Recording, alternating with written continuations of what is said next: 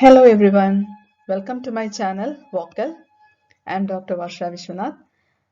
Last time ഞാനൊരു video ഇട്ടിട്ടുണ്ടായിരുന്നു acoustics relate ചെയ്തിട്ട് അതെല്ലാവരും കണ്ടു എന്ന് വിശ്വസിക്കുന്നു. And this is a continuation of that video. നമുക്ക് എഞ്ചിനീയറിംഗ് ഫിസിക്സ് പഠിക്കുന്ന പിള്ളേർക്ക് അതായത് S2കാർക്ക് വേണ്ടിയുള്ള ടോപ്പിക് ആണെന്ന് ഞാൻ പറഞ്ഞിരുന്നു. അപ്പോൾ acousticsലെ in the last video we discussed up to characteristics of musical sound അല്ലേ?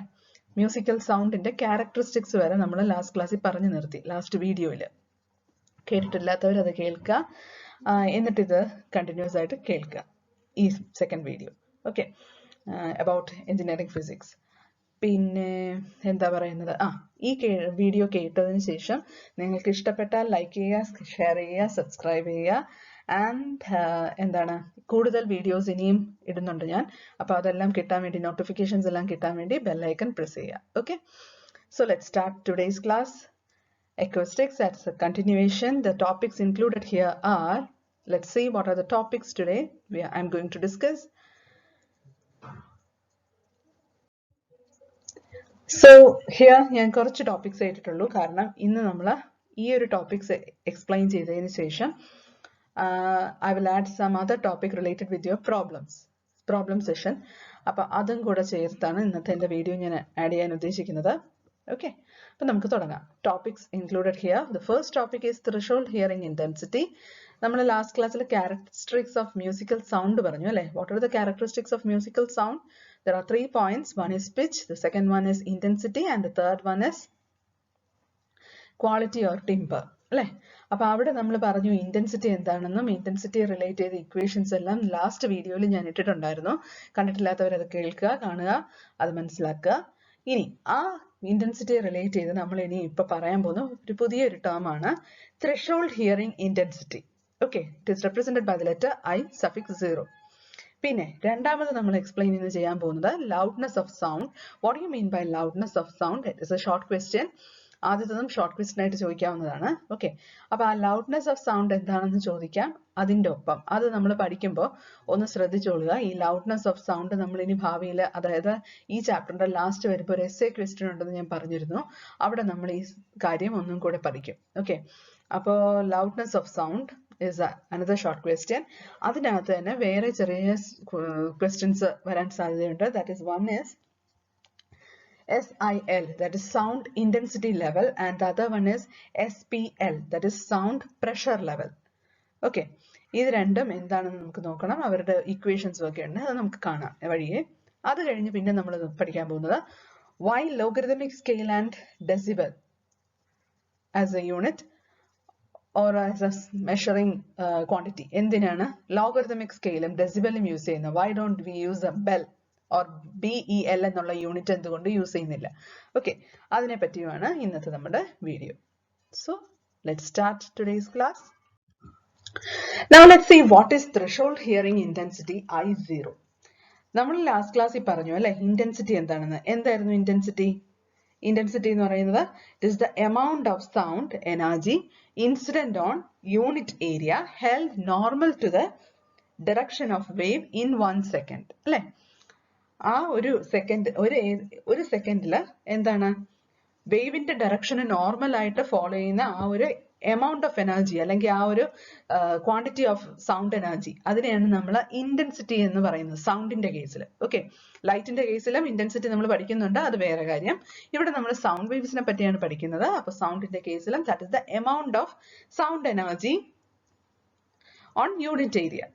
ഇനി ആ ഇന്റൻസിറ്റി, അതായത് നമ്മൾ അവിടെ ഒരു ഇക്വേഷനും ഒക്കെ പറഞ്ഞിരുന്നു. I is equal to half rho 0 nu omega square a square, and from that equation we can say that intensity is proportional to a square, where a represents the amplitude of the sound wave. ഇതെല്ലാം last വീഡിയോയിൽ ഞാൻ explain ചെയ്തിരുന്ന കാര്യങ്ങളാണ്. അപ്പോൾ ഇന്ന് നമ്മൾ നോക്കാൻ പോകുന്നത് ത്രെഷോൾഡ് ഹിയറിംഗ് ഇന്റൻസിറ്റി. എന്താണ് ഈ I0? It is the minimum intensity of sound which human ear can perceive.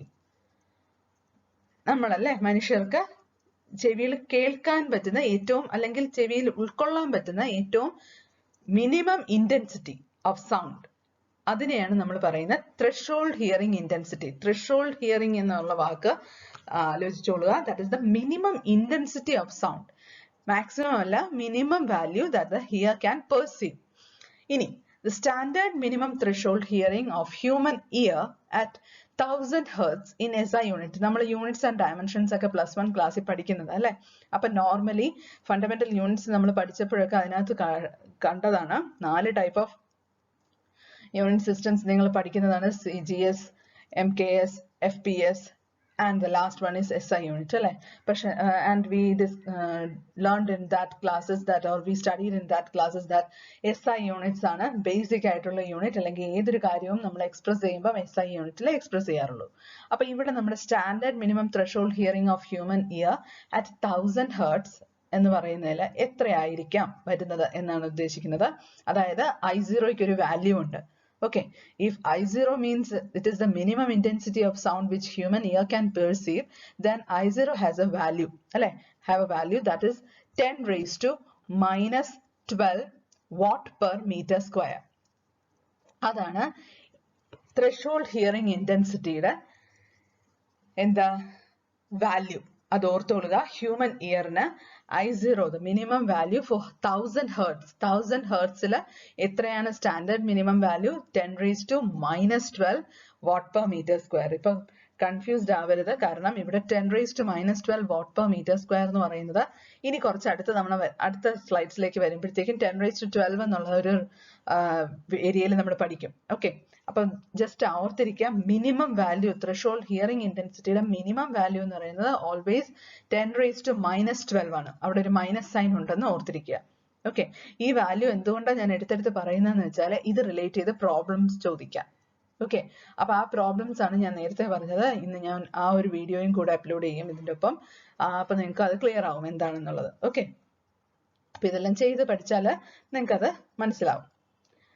ഒരു കാര്യവും കൂടെ പറയാം, ഫിസിക്സ് എന്ന് പറയുന്നത് വായിച്ച് പഠിക്കാൻ മാത്രമുള്ളതല്ല, എഴുതി പഠിച്ചാൽ മാത്രമേ ഫിസിക്സ് എന്ന് പറയുന്നതിനെ നമുക്ക് ഇഷ്ടപ്പെടാൻ പറ്റത്തുള്ളൂ, നമ്മുടെ തലയിലോട്ട് കയറത്തുള്ളൂ. ഒത്തിരി പേർക്ക് എനിക്കറിയാം, ഫിസിക്സ്, ഞാനൊരു ടീച്ചറാണ്, എനിക്കറിയാം ഫിസിക്സ് ഇഷ്ടമല്ലാത്ത ഒത്തിരി പേരുണ്ട്, മാത്സ് ഇഷ്ടമല്ലാത്ത ഒത്തിരി പേരുണ്ട്. അപ്പോൾ ഇതൊക്കെ നമുക്ക് പഠിച്ച് നമുക്ക് മനസ്സിലാക്കണമെങ്കിൽ എഴുതി പഠിച്ചാൽ മാത്രമേ ഒക്കുള്ളൂ. ഓക്കെ, ബൈ പ്രാക്ടീസിലൂടെ മാത്രമേ ഈ വക കാര്യങ്ങൾ തലയിലോട്ട് കയറ്റാൻ പറ്റൂ. അപ്പം പഠിക്കാൻ ഇഷ്ടമുള്ളവർ അല്ലെങ്കിൽ ഫിസിക്സ് മാത്സ് ഉള്ള സബ്ജക്ട്സ് താല്പര്യമുള്ളവർക്ക് it's okay, they can follow. But for others I am telling this, please write down the notes and prepare very well. എന്നാൽ മാത്രമേ നിങ്ങൾക്ക് ഓർത്തിരിക്കാൻ പറ്റുള്ളൂ. ഓക്കെ, അതല്ല വായിച്ചു കേട്ടാൽ എല്ലാം സിമ്പിൾ ആണെന്ന് തോന്നും, പക്ഷെ പിന്നീട് നമുക്ക് അതിനെ യൂസ് ചെയ്യാനായിട്ടുള്ള ഐഡിയ കിട്ടില്ല. ഓക്കെ, അപ്പൊ നമുക്ക് കണ്ടിന്യൂ ചെയ്യാം. Now, what is the third point? The corresponding threshold pressure is less than 1 billionth of atmospheric pressure. Now, I am coming to the main point, that is the fourth point, the threshold of pain intensity of sound. നമുക്കറിയാം അല്ലെ, audible range for human year is 20 hertz to 20 kilohertz അല്ലെ. ഒരു minimum range തൊട്ട് ഒരു maximum range വരെ ഉണ്ട്. അപ്പൊ minimum range നമ്മളിപ്പോ പറഞ്ഞു, that is 10 raised to minus 12 watt per meter square.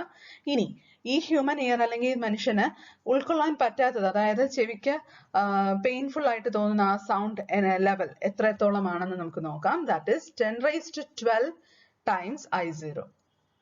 Okay, അതാണ് ഞാൻ നേരത്തെ പറഞ്ഞത്. 10 raised to minus 12 എന്നുള്ളത് മിനിമം വാല്യൂ ശ്രദ്ധിച്ചോളുക, കാരണം അതിന്റെ റെസിപ്രോക്കൽ, അതായത് 10 raised to minus 12 എന്ന് പറയുന്നത് that is 1 by 10 raised to 12 ആണ് അല്ലെ.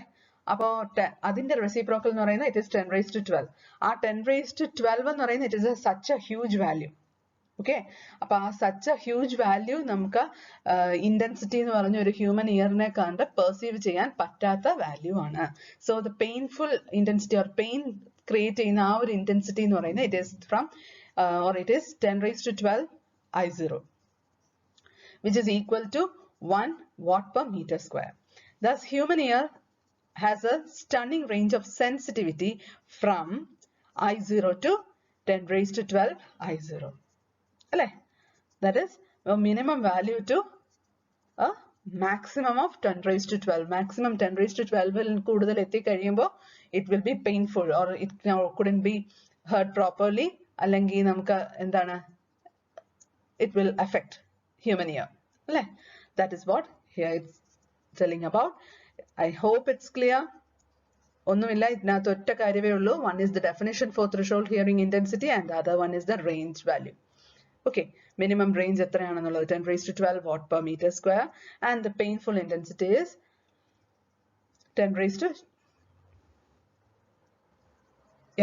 to minus 12 watt per meter square and the painful intensity is 10 raised to 12 times I0. Or we can say the human ear has a sensitivity range from I0 to 10 raised to 12 I0. So let's see the next slide. Loudness of sound. The other short question. Next short question. What do you mean by loudness of sound? It is the degree of sensation of sound. അല്ലെ, എൻ്റെ ഒച്ച കൂടാം കുറയാം അല്ലെ, ഈ ഹെഡ്സെറ്റിലൂടെ അല്ലെങ്കിൽ ഈ ഒരു video ഞാൻ എടുക്കുമ്പോൾ എൻ്റെ വോളിയം എനിക്ക് മാക്സിമം കൂട്ടാം, അല്ലെങ്കിൽ എൻ്റെ ഇതിൽ മാക്സിമം കുറച്ചും എനിക്ക് സംസാരിക്കാം അല്ലെ. അപ്പൊ ആ ഒരു ലൗഡ്നെസ് എന്ന് പറയുന്ന ആ ഒരു എഫക്റ്റ് എന്താണ്? It is the degree of sensation of sound. Maximum value അല്ലെങ്കിൽ മാക്സിമം വോളിയത്തിൽ നമുക്ക് പറയുമ്പോൾ ആ ഒരു ഹിയറിംഗ് എബിലിറ്റിയുടെ ആ സെൻസേഷൻ ആണ് അല്ലെ, ഡിഗ്രി ഓഫ് സെൻസേഷൻ ആണ് നമ്മൾ ഉദ്ദേശിക്കുന്നത്. It depends on the intensity of sound and sensitivity of ear or microphone. അപ്പൊ എന്തിനെയൊക്കെ ഡിപ്പെൻഡ് ചെയ്യും? ആ രണ്ട് പോയിന്റ്സും ഇമ്പോർട്ടന്റ് ആണ്. What you mean by loudness of sound?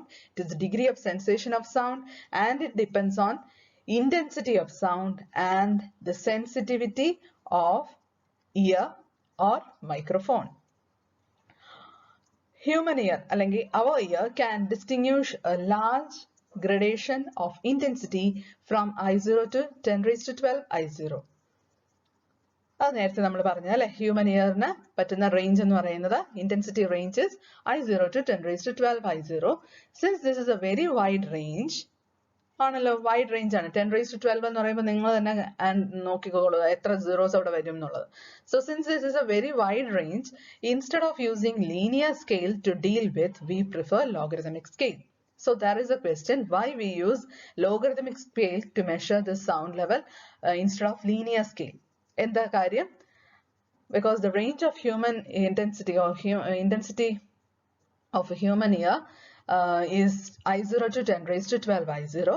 Since this is a wide range, instead of using linear scale, we use a logarithmic scale. Wide range ആയതുകൊണ്ട് logarithmic scale in terms of 10 multiples ആയിട്ടൊക്കെ നമുക്ക് use ചെയ്യാം. അത് നമുക്ക് next സ്ലൈഡിൽ നോക്കാം എന്താണ് logarithmic scale എന്നുള്ളത്. This is possible because human ear behaves like a logarithmic device. It perceives the relative loudness of two sounds by a ratio of their intensities. So രണ്ട് സൗണ്ട്സ് ആയിട്ട് നമുക്ക് loudness of two sounds relate ചെയ്ത് നമുക്ക് perceive ചെയ്യാൻ പറ്റുന്നത് എന്ന് പറഞ്ഞാൽ by taking the ratio of their intensities. So that is why we use logarithmic scale instead of linear scale, because of a wide range value. I0 to 10 raised to 12 I0 എന്നുള്ള ഒരു wide റേഞ്ചിൽ intensity human ഇയറിനെ perceive ചെയ്യാൻ പറ്റുന്നതുകൊണ്ട് ആണ് നമുക്ക് calculation അല്ലെങ്കിൽ നമുക്ക് ഇതിനെപ്പറ്റി കൂടുതൽ സ്റ്റഡീസ് ചെയ്യുമ്പോൾ ലോഗരിതമിക് സ്കെയിൽ യൂസ് ചെയ്യുന്നത് instead of considering linear scale. Okay, and also that's why human ear behaves like logarithmic device. So next slide. Now we are going to discuss what is SIL and SPL.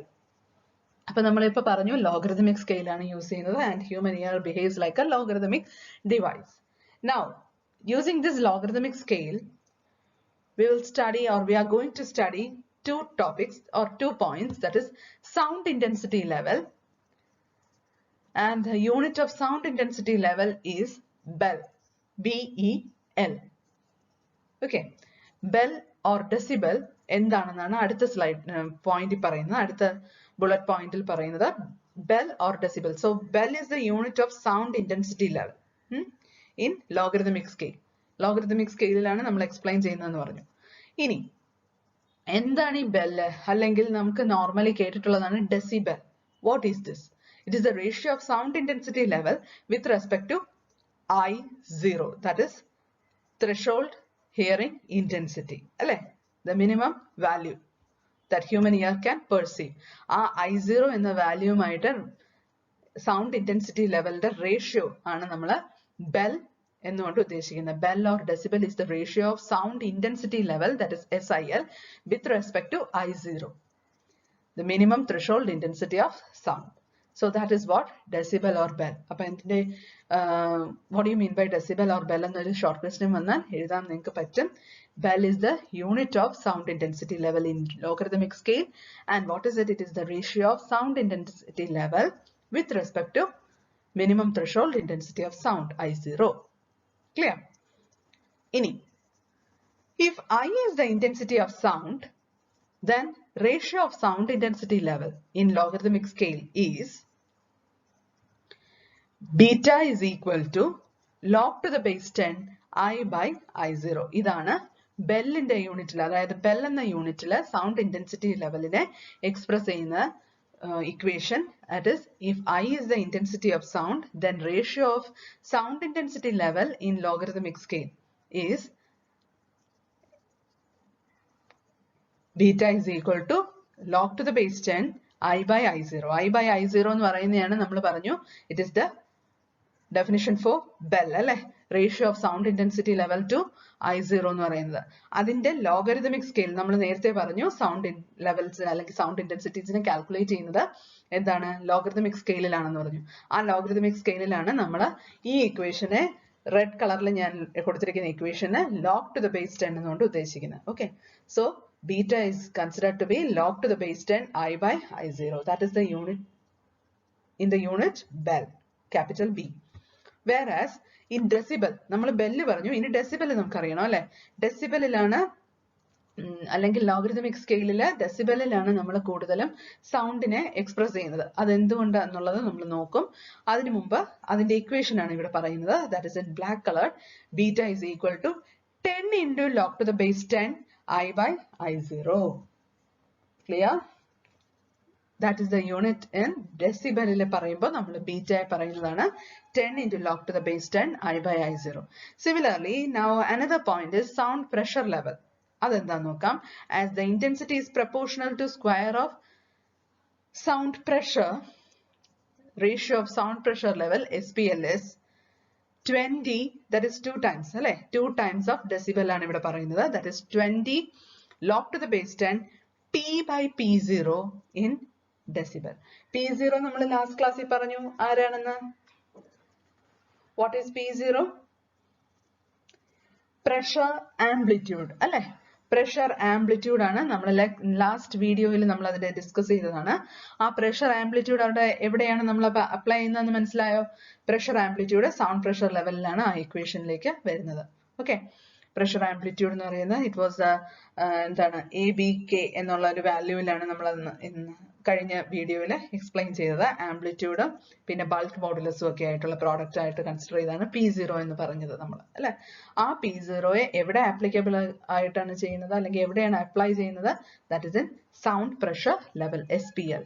SPL is equal to 20 into log to the base 10 P by P0. That is in decibel scale. I hope it's clear. So ഈ സ്ലൈഡിൽ വേറൊന്നുമില്ല, SIL and SPL. അതിന് തൊട്ട് മുന്നിലെത്തതിൽ നമ്മൾ പറഞ്ഞതിൽ എന്തായിരുന്നു? Loudness of sound, അല്ലെ? സൗണ്ടിന്റെ ലൗഡ്നെസ്സിനെ base ചെയ്ത് അതിന്റെ കാര്യങ്ങളൊക്കെ പറഞ്ഞു, അതിന്റെ റേഞ്ചിനെ ഒക്കെ പറ്റി പറഞ്ഞു. And here we discussed about SIL and SPL and their equations. Now next, the actual average threshold of hearing above 1000 hertz. അപ്പം 1000 hertzനെ റിലേറ്റ് ചെയ്തായിരുന്നു നമ്മൾ ആദ്യം പറഞ്ഞത്.